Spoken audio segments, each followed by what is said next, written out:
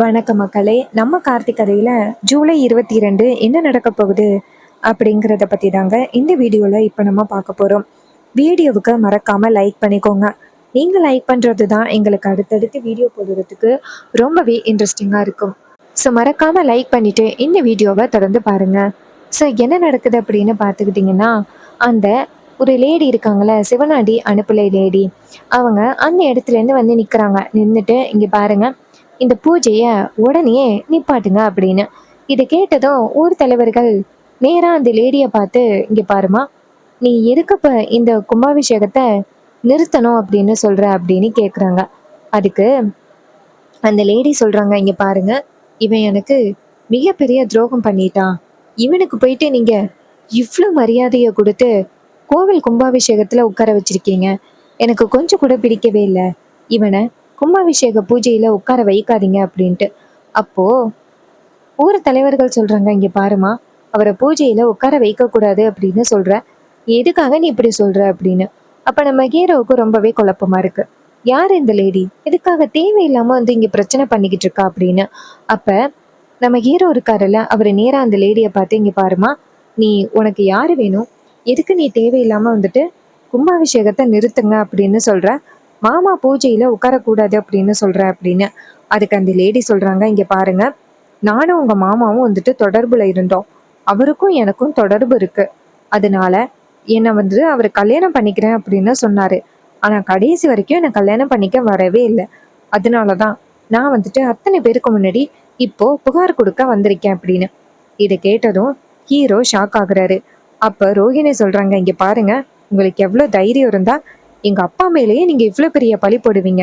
இங்க பாருங்க, யாரு வந்துட்டு உங்களுக்கு இப்படி பணம் கொடுத்து சொல்ல சொன்னா அப்படின்னு. அப்ப அந்த லேடி சொல்றாங்க, இங்க பாருமா, உனக்கு உன்னோட அப்பாவுக்கும் எனக்கும் தொடர்பு இருந்தது உண்மை. அதுக்கு என்கிட்ட ஆதாரமெல்லாம் இருக்கு அப்படின்னு. அப்ப ஹீரோ சொல்றாரு, இங்க பாருங்க, தேவையில்லாம மாமா மேல பழி போடாதீங்க. ராஜா டக்குன்னு அந்த பூஜையை பண்ற இடத்துல இருந்து எந்திரிச்சு, இங்க பாருமா, நீ யாரு அப்படின்னு எனக்கு தெரியாது. ஏன் என் மேல இவ்வளவு பெரிய பழி போடுற அப்படின்னு. அப்ப அந்த லேடி சொல்றாங்க, இங்க பாருங்க, அவருக்கும் எனக்கும் தொடர்பு இருந்தது அப்படிங்கிறதுக்கான ஆதாரம் என் கையில நகை இருக்கு. அந்த நகை தான் ஆதாரம். இத வந்து ஈஸ்வரியம்மா இருக்காங்கல்ல, அது அவங்களோட நகை. அவங்க தான் கையில வச்சிருந்தாங்க. அந்த நகைய இவரு ஈஸ்வரி மேடத்துக்கு தெரியாம என்கிட்ட கொண்டாந்து கொடுத்தாரு. நானும் இதை வித்து செலவு பண்ணிக்கலாம் அப்படின்னு வச்சிருந்தேன். ஆனா கொஞ்சம் கொஞ்சமா இவரு என்கிட்ட பேசுறதையே நிப்பாட்டிட்டாரு, என்னை கல்யாணம் பண்ணிக்கிறேன்னு சொல்லிட்டு. ஸோ இவர் என்னை ஏமாத்துறாரு அப்படின்னு தெரிஞ்சுக்கிட்டு எனக்கு நியாயம் கிடைக்கிறதுக்காக நான் இங்க வந்திருக்கேன். ஊர் தலைவர்கள் எல்லாரும் சேர்ந்து இவரு எனக்கு பண்ண துரோகத்துக்காக இவரை தண்டிக்கணும். இவரை இந்த பூஜையில உட்கார விடாதீங்க. இந்த பூஜையிலேருந்து எந்திரிக்க சொல்லுங்க அப்படின்னு. இதை கேட்டதும் ஹீரோ சொல்றாரு, இங்க பாரு, உன்கிட்ட நகை இருக்கு அப்படிங்கிறதுக்காக மாமா வந்துட்டு அப்படி தப்பு பண்ணியிருப்பாரு அப்படின்னு நீ சொல்றது ரொம்ப பெரிய தப்பு. இந்த நகை ஒருவேளை காணாம போயிருக்கலாம்ல அப்படின்னு. அப்ப அந்த லேடி சொல்றாங்க, இங்க பாருங்க, உங்க மாமா வந்துட்டு எனக்கு மிகப்பெரிய துரோகத்தை பண்ணியிருக்காரு அப்படின்னு சொல்றேன். ஆனா நீங்க எல்லாரும் சேர்ந்து அவருக்கு சப்போர்ட் பண்றீங்களா? நீங்க மட்டும் இப்ப எனக்கு சரியான ஒரு முடிவை வந்து எடுத்து கொடுக்கல அப்படின்னா உங்க எல்லாரு மேலுமேயும் நான் புகார் கொடுக்குற மாதிரி வரும் அப்படின்னு. இதை கேட்டதும் நம்ம ரோகிணி சொல்றாங்க, இங்க பாருங்க, அந்த நகையை ஒரு நிமிஷம் கொடுங்க, நான் பார்க்கணும் அப்படின்ட்டு. உடனே அந்த லேடி நகையை கொடுக்க ரோஹிணி அந்த நகையை வாங்கி பாக்குறாங்க. பார்த்ததும் நம்ம ரோஹிணிக்கு ரொம்பவே அதிர்ச்சியா இருக்கு. நேரா ஹீரோ கிட்ட, இது அம்மாவோட நகை தான், அதுவும் இது அம்மாவோட பரம்பரை நகை மாதிரி. எங்க பாட்டி இருக்காங்களே சிவகாமி, அவங்க கல்யாணத்துக்கு வச்சிருந்தாங்க அப்படின்னு. இதை கேட்டதும் ஹீரோ ரொம்பவே ஷாக் ஆகுறாரு. அப்ப அந்த லேடி சொல்றாங்க, பாத்தீங்களா, நான் சொன்னது உண்மைதானே, யாராவது நம்புனீங்களா? இவரு எனக்கு கொடுத்த நகை இது. இந்த நகையை வச்சுக்கிட்டு தான் நான் செலவு பண்ணிக்கலாம் அப்படின்னு சொன்னாரு. ஆனா இந்த நகையை எனக்கு கொடுக்க விருப்பம் இல்லை, எனக்கு அவர் தான் வேணும், அதுக்காக தான் நான் இங்க வந்திருக்கேன் அப்படின்னு. அப்ப சிவனாண்டி சொல்றாரு, சபாஸ், பாத்தீங்களா அந்த ராஜாவை, கொஞ்சம் கூட வெக்கமே இல்லாம எப்படி பூஜையில வந்து உட்காந்துருக்கான். இந்த பொண்ணுக்கு வந்து துரோகம் பண்ணிட்டு வந்து பூஜையில உட்காந்துருக்கான். எல்லாருமே இந்த ராஜாவோட குடும்பம் நல்ல குடும்பம் அப்படின்னு சொல்றீங்க. உங்களையெல்லாம் எதுல சேர்க்கறது அப்படின்னு எனக்கு தெரியல. இவனையெல்லாம் எதுக்கு பூஜையில உட்கார வச்சிருக்கீங்க, எழுந்திரிக்க சொல்லுங்க அப்படின்னு சிவனாண்டி பேசுறாரு. அப்போ ஊர் தலைவர்கள் சிவனாண்டியை பார்த்து, இங்க பாரு சிவனாண்டி, எதுவாக இருந்தாலும் எடுத்தோம் கவுத்தோம் அப்படின்னு முடிவு பண்ண முடியாது. ராஜராஜா எப்படிப்பட்டவர் அப்படின்னு எங்கள் எல்லாருக்குமே தெரியும். நீ இப்படி திடீர்னு சொல்கிறதுனால அவர் மேலே கண்டிப்பாக நாங்கள் இவ்வளோ பெரிய பழி போட முடியாது. அவர் தப்பு செஞ்சாரா செய்யலையா அப்படிங்கிறது அந்த கடவுளுக்கு தான் தெரியும். நாங்கள் வந்துட்டு என்ன உண்மை அப்படிங்கிறத நாங்கள் கண்டுபிடிச்சி அதுக்கப்புறம் தான் நாங்கள் சொல்லுவோம். உடனே சிவனாண்டி சொல்கிறாரு, நல்லா இருக்கே ஒரு உங்கள் நியாயம். இவன் தப்பு பண்ணவன் அப்படின்னு தெரிஞ்சும் இவனை உட்கார வச்சு பூஜை பண்ண போறீங்களா? நான் விட மாட்டேன் அப்படின்னு. அப்போ அந்த இடத்துக்கு 3 பேர் வந்துடுறாங்க. வந்துட்டு அவங்களும் சொல்கிறாங்க, ஆமாம், இவர் மேலே இவ்வளோ பெரிய பழி இருக்கும் பொழுது இவர் எப்படி வந்து அந்த பூஜையில் உட்காரலாம்? இவர் அந்த பூஜையில் உட்கார கூடாது, எந்திரிக்க சொல்லுங்க அப்படின்ட்டு. அப்போது ஹீரோ வந்துட்டு நேராக எல்லாரையும் பார்த்து, இங்கே பாருங்க, மாமா மேலே தப்பு அப்படின்னு சொல்கிறீங்க. ஆனால் மாமா எந்த விதத்துலையும் தப்பு பண்ணாதவர் அப்படின்னு நான் சொல்கிறேன். அதுக்கான ஆதாரத்தை இன்னும் கொஞ்ச நேரத்தில் நான் கொண்டு வரேன்.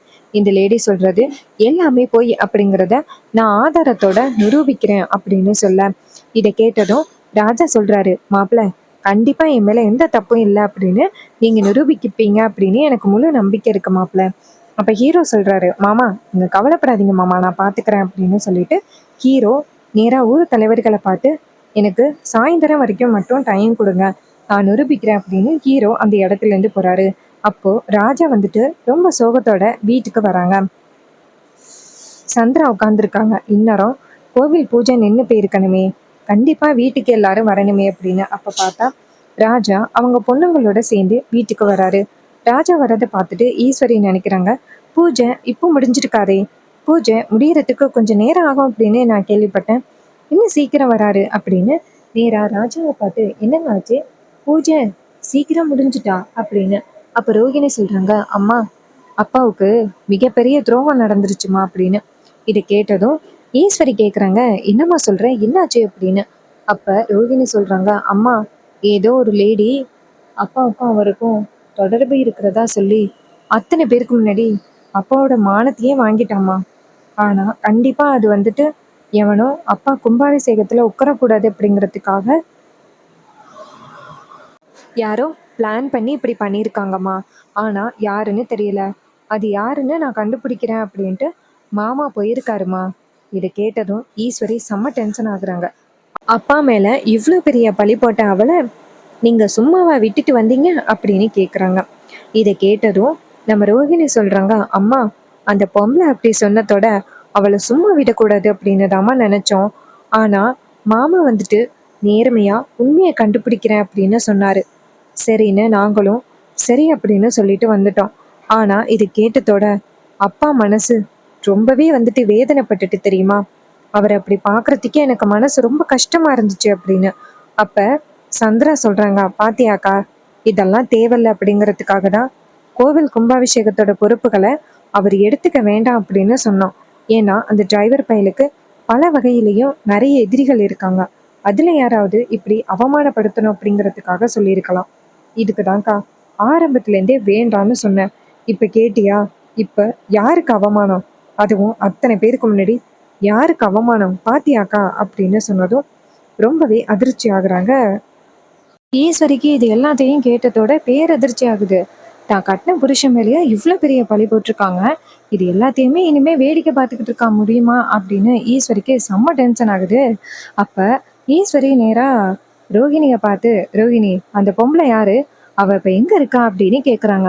அதுக்கு ரோஹிணி சொல்கிறாங்க, அம்மா, அந்த பொம்பளை கோவிலில் தான் உட்காந்துருக்கா, அப்பா மேலே தான் தப்பு இருக்கு, அப்பா கும்பாபிஷேகத்தில் உட்காரக்கூடாது அப்படிங்கிறதுக்காக அவன் அந்த இடத்துல உட்காந்துருக்காமா அப்படின்னு. இதை கேட்டதும் ஈஸ்வரி ரொம்பவே ஷாக் ஆகுறாங்க. இவ்வளோ பெரிய தப்பு பண்ண அவளை சும்மா விட்டுக்கிட்டு இருக்க முடியுமா, இனிமே விடக்கூடாது, எல்லாரும் வாங்க கோவிலுக்கு, அவளை இன்னைக்கு வெளுத்து கட்டி அவள் வாயிலேருந்து நான் இன்னைக்கு உண்மையை வர வைக்கிறேன் அப்படின்னு.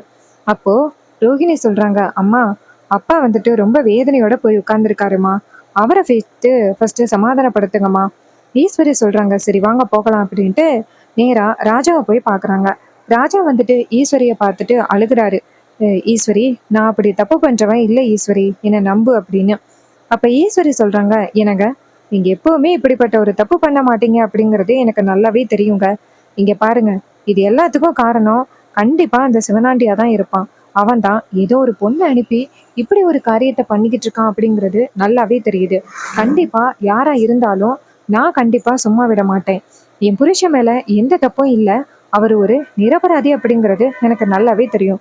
இதுக்கு காரணமானவனை நான் சும்மா விட மாட்டேன், நீங்க வாங்க அப்படின்னு சொல்லிட்டு நேரா ஈஸ்வரி வந்து அவங்க புருஷனை அழைச்சிக்கிட்டு கோவிலுக்கு கிளம்புறாங்க. இத பார்த்துட்டு ரொம்பவே அதிர்ச்சி ஆகுறாங்க நம்ம சந்திரா.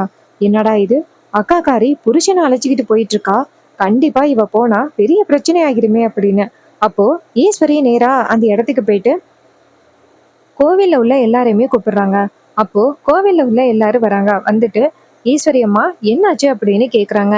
ஈஸ்வரி சொல்றாங்க, இதுக்கு மேல என்ன ஆகணும், என் புருஷன் மேல இவ்வளவு பெரிய பழிய போட்டிருக்கீங்களே அப்படின்னு. உடனேயே ஊர் தலைவர்கள் சொல்றாங்க, இங்க பாருங்கம்மா, இந்த பொண்ணுல வந்து இப்படி சொன்ன பிறகு எங்களால என்னம்மா பண்ண முடியும், அவ வேற ரொம்ப ஆதரத்தோட சொல்றாளே, அதனாலதான் எங்களால எதுவும் பண்ண முடியல, என்னை மன்னிச்சிருங்க அப்படின்னு. அப்போ ஈஸ்வரி சொல்றாங்க, அந்த லேடி எங்க அப்படின்னு.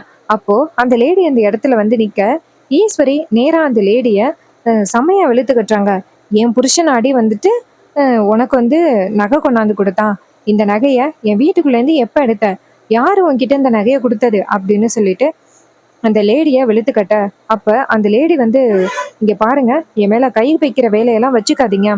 ஈஸ்வரி சொல்றாங்க, இப்ப மட்டும் நீ உண்மையை சொல்லல அப்படின்னு வச்சுக்கேன், அப்புறம் உனக்கு மிகப்பெரிய பிரச்சனை ஆகும், சொல்லுடி அப்படின்னு. இதை கேட்டதும் அந்த பொண்ணுக்கு ரொம்பவே அதிர்ச்சி ஆகுது. அப்போ அந்த லேடி சொல்றாங்க, இங்க பாருங்க, அவர் என் கூட தொடர்புல இருந்தது உண்மை, உங்க எல்லாருக்கிட்டையும் அவர் பொய் சொல்லியிருப்பாரு, ஆனா அவர் என் கூட தொடர்புல இருந்தது உண்மைதான் அப்படின்னு. அப்ப ஈஸ்வரி என்ன பண்றாங்கன்னா, சரி இதுக்கு மேல உன்னை சும்மா விடக்கூடாது அப்படின்னு சொல்லிட்டு ஈஸ்வரி கையில ஆயுதத்தை எடுக்கிறாங்க. அதை பார்த்ததும் அந்த லேடி ரொம்பவே அதிர்ச்சி ஆகுறாங்க. மேடம் மேடம், என்னை விட்டுருங்க மேடம் அப்படின்னு சொல்லிட்டு ஈஸ்வரியோட காலில் விழுகிறாங்க. இதை பார்த்ததும் ஈஸ்வரி நேரா அந்த லேடியை பார்த்து, இங்க பாரு, இப்போ மட்டும் நீ உண்மையை சொல்லலை அவ்வளோதான், உன்னை காலி பண்ணிடுவேன் அப்படின்னு. உடனே அந்த லேடி வந்து ஈஸ்வரியோட காலில் விழுந்து, இது மாதிரி அந்த சிவனாண்டி தான் என்னை இப்படி செய்ய சொன்னான், அத்தனை பேருக்கு முன்னாடி உங்க புருஷன் மேல பழி போட சொன்னா, உடனே நான் வந்து அத்தனை பேருக்கு முன்னாடி வந்து பழி போட்டுட்டேன், என்னை மன்னிச்சிருங்க, நான் பண்ணது மிகப்பெரிய தப்பு தான், என்னை விட்டுருங்க அப்படின்னு சொல்லிட்டு கெஞ்சுறாங்க. அப்ப ஈஸ்வரி சொல்றாங்க, இங்க பாரு, பணத்துக்காக ஆசைப்பட்டு தானே நீ இவ்வளவு பெரிய வேலையை பண்ணியிருக்க, ஒருத்தர் மேல எந்தவித தப்பும் இல்லை அப்படின்னு தெரிஞ்சும் நீ அவர் மேல இவ்வளவு பெரிய பழி போட்டிருக்க, கொஞ்சம் கூட இறக்கமே இல்லாம, நீ எல்லாம் ஒரு பொம்பளையா, அத்தனை பேருக்கு முன்னாடி சொல்லிடி அப்படின்னு. அப்ப அந்த லேடி சொல்றாங்க, இங்க பாருங்கய்யா, எல்லாரும் நல்லா கேட்டுக்கோங்க, அவர் மேல எந்தவித தப்பும் இல்லை, அவர் ரொம்ப நல்லவர், சிவனாண்டி தான் என்கிட்ட காசு கொடுத்து நடிக்க சொன்னான். அத்தனை பேருக்கு முன்னாடி அந்த லேடி சொல்றாங்க, ராஜராசா மேல தப்பு இல்லை, சிவனாண்டி தான் என்ன சொன்னான் அப்படின்னு. அவன் கோவில் கும்பாபிஷேகத்துல அவன் பொறுப்புல உட்காரணும் அப்படிங்கிறதுக்காக அவன் என்ன பொய் சொல்ல சொன்னான், நானும் பயந்து போய் பொய் சொல்லிட்டேன் அப்படின்னு. இதையெல்லாம் கேட்டதும் ஈஸ்வரி நேரா எல்லாரையும் பார்த்து, பாத்தீங்களா என் புருஷன் மேல எவ்வளவு பெரிய பழி போட பாத்தீங்க, இப்ப புரியுதா, என் புருஷன் மேல எந்த தப்பும் இல்லை அப்படிங்கிறத தெரிஞ்சுக்கிட்டீங்களா அப்படின்னு. இதை கேட்டதும் ஊர் தலைவர்கள் எல்லாருமே ஈஸ்வரியை பார்த்து, அம்மா, இவ்வளோ பெரிய விஷயம் நடக்கும் அப்படின்னு நாங்கள் கொஞ்சம் கூட எதிர்பார்க்கவே இல்லை, நாங்கள் ரொம்ப பெரிய பழி போட்டுட்டோம், என்னை மன்னிச்சிருங்க அப்படின்னு சொல்ல, அதுக்கு ஈஸ்வரி சொல்றாங்க, சரி விடுங்க, இப்பயாவது என் புருஷன் மேல தப்பில்லை அப்படின்னு சொன்னீங்களே, இங்க பாருங்க, நீங்க கோவில் பூஜையில போய் உட்காருங்க, இதை பண்ண அந்த சிவனாண்டியை நான் சும்மா விட மாட்டேன், கண்டிப்பா அவனுக்கு சரியான ஒரு தண்டனைய வாங்கி கொடுப்பேன் அப்படின்னு. இதை கேட்டதும் ஊர் தலைவர்கள் சொல்றாங்க, ஆமாம்மா, அவன் இவ்வளோ பெரிய பொய் சொல்லியிருக்கான் அப்படின்னா அவனை கண்டிப்பா சும்மாவே விடக்கூடாது அப்படின்னு சொல்லிட்டு பேசுறாங்க. அண்ட் நம்ம ஹீரோ இருக்காருல்ல, அவரும் அந்த இடத்துக்கு வந்துட்டு தேவையான ஆதாரத்தை காமிக்கிறாரு, அந்த லேடி சொல்றது எல்லாமே பொய் அப்படின்னு. இதையெல்லாம் கேட்டதும் ஊர் தலைவர்கள் அந்த லேடிய அந்த இடத்துல இருந்து துரத்தி அடிக்கிறாங்க. கண்டிப்பா கும்பாபிஷேகத்தை நிப்பாட்டுறதுக்காக அந்த சந்திரா இதே மாதிரி நிறைய பிளான் பண்ணுவாங்க அப்படிங்கிறது எனக்கு நல்லாவே தெரியும். நீங்க என்னெல்லாம் நினைச்சீங்க, இதுக்கப்புறம் என்னெல்லாம் நடக்க போகுது அப்படிங்கிறத மறக்காம கமெண்ட்ல சொல்லுங்க. அண்ட் இதே மாதிரி இனிமே அப்டேட்ஸ் வேணும் அப்படின்னு நினைச்சீங்கன்னா நம்ம சேனலை மறக்காம சப்ஸ்கிரைப் பண்ணிட்டு பக்கத்துல உள்ள பெல் ஐகானையும் கிளிக் பண்ணி ஆல்னு செட் பண்ணிக்கோங்க. அப்பதாங்க அடுத்தடுத்து வீடியோஸ் போடும் பொழுது உங்களுக்கு நோட்டிஃபிகேஷன் வரும், பார்க்கலாம். தேங்க்யூ ஃபார் வாட்சிங். See you on next video.